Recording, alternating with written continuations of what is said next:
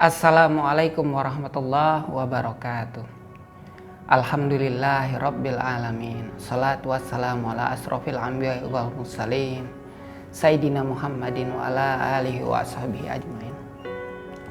Ashadu an la ilaha illallah wa ashadu anna Muhammadan abduhu wa rasuluh la nabiyya ba'da.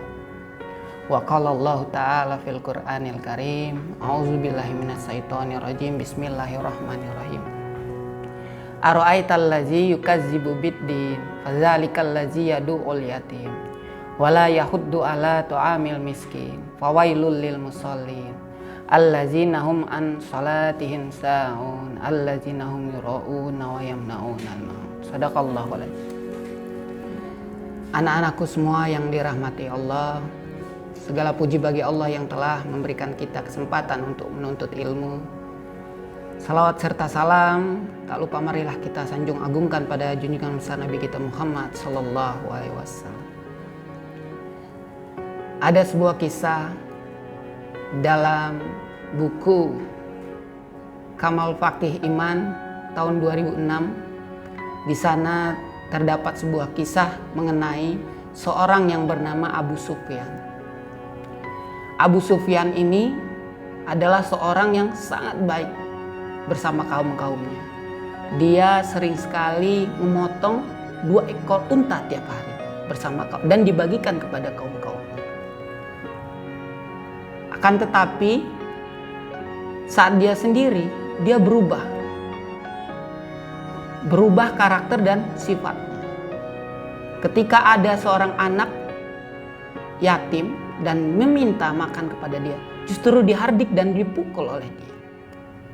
Maka dari kejadian ini dan kisah ini turunlah surat Al-Ma'un, ya, mengenai kisah-kisah orang-orang yang munafik, yaitu orang-orang yang berbeda saat dia bersama dengan kaum-kaumnya, saat dia bersama dengan orang-orang lain, tapi saat dia sendiri dia menjadi orang yang tercela.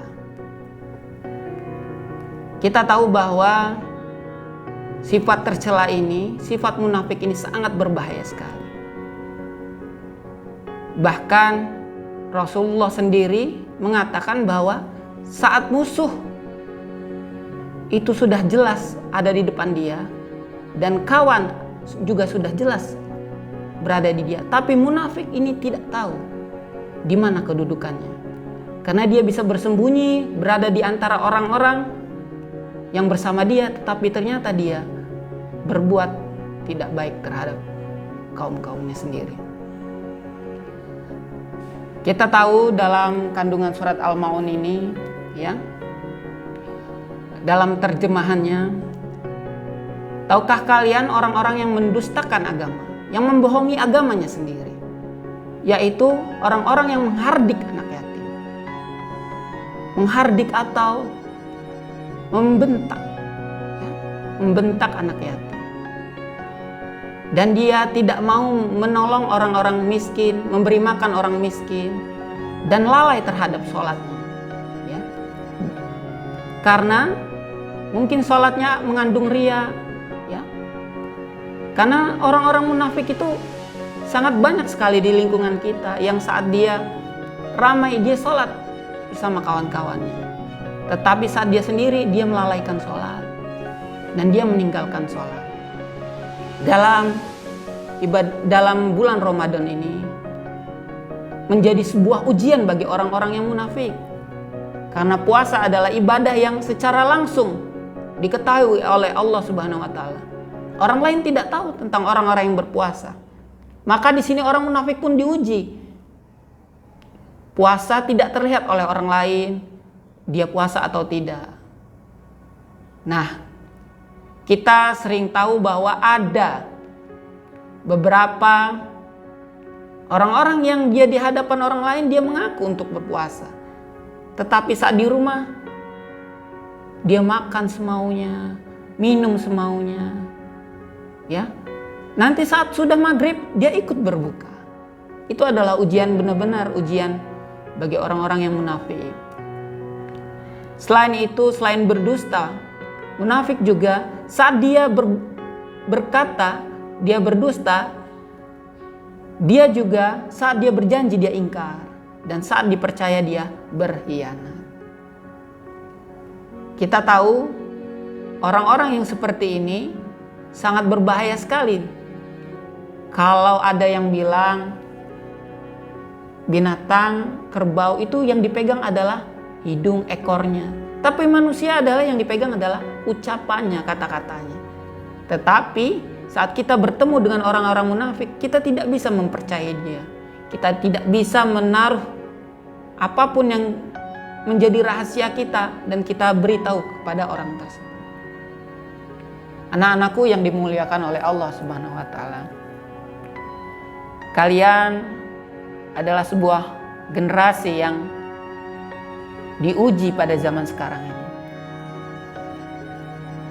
Di mana ujiannya adalah mulai dari gadget, handphone, tontonan-tontonan yang tidak mengandung faedah yang baik. Kadang-kadang kalian diuji untuk tidak menyaksikan itu, tapi kalian terpaksa untuk mendapatkan hal tersebut. Anak-anakku semua beserta hadirin Raihan TV yang dirahmati oleh Allah, kita tahu bahwa kandungan surat Al-Maun tadi ya, diperuntukkan bagi orang-orang yang mendustakan agama atau membohongi agamanya sendiri. Tetapi mungkin kalian harus tahu pula ada beberapa dusta yang diperbolehkan dalam agama. Yaitu yang pertama, dusta dalam perang atau bohong dalam perang. Contohnya saja apabila ada seorang yang ditawan dalam perang, dia diminta untuk menunjukkan di mana markas sebenarnya kaum muslimin. Maka dia diperbolehkan untuk berbohong. Karena apa? Kalau dia jujur, justru mungkin akan hancur kaum-kaumnya. Maka dalam Islam diperbolehkan untuk berbohong pada saat tersebut. Yang kedua, dusta-dusta yang diperbolehkan dalam agama adalah dusta yang mendamaikan orang yang berselisih. Contohnya saja, dalam kehidupan sehari-hari ada Pak Amir.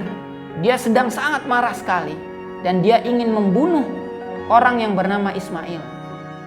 Saat ketika dia berjalan menuju rumah Ismail membawa parang dan golok, tiba-tiba ketemu dengan Pak Saifuddin. Apa kata Pak Saifuddin? Mau kemana Pak Amir? Saya mau membunuh Pak Ismail, sambil membawa golok. Mana si Pak Ismail itu? Padahal Pak Ismail ada di dalam rumahnya. Tetapi ketika itu saat Pak Saifuddin kalau dia jujur ada di dalam rumah, maka Pak Ismail akan mati. Bagaimana di sini? Apa yang harus dilakukan Pak Saifuddin? Maka dia boleh berbohong. Ya, Pak Ismail sedang pergi bersama keluarganya keluar kota agar tidak terjadi pembunuhan itu. Kalau dia jujur, justru mudaratnya lebih banyak, justru akan bersimbah darah dan sebagainya. Maka dalam Islam diperbolehkan hal seperti ini. Yang ketiga yaitu dusta terhadap suami kepada istri atau istri kepada suami yang dalam hal ini untuk meraih kebahagiaan. Tetapi dustanya dusta kecil, bukan dusta besar. Contohnya saja saat istri memasak di dapur, ternyata masakannya itu sangat asin sekali. Sangat asin dan sangat tidak enak. Saat ditanya kepada suaminya, "Wahai suamiku, bagaimana masakanku hari ini?" Suaminya boleh berbohong. Enak sekali masakanmu, lain daripada yang lain. agar istrinya tersenyum. Ya, itu adalah contoh-contoh dusta yang diperbolehkan dalam syariat Islam. Tetapi tentu saja kita harus mempertimbangkan mana mudaratnya lebih besarkah atau hal baiknya akan lebih besarkah. Maka dari itu kita harus tahu sifat-sifat orang yang mendustakan agama, ya, dan orang-orang munafik di sekeliling kita. Jangan sampai kita terbawa, apalagi mengikuti orang-orang yang seperti itu. Cukup sekian, hanya itu yang bisa Abi sampaikan. Semoga bermanfaat. Semoga kalian semua dijauhkan dari orang-orang yang berbuat munafik.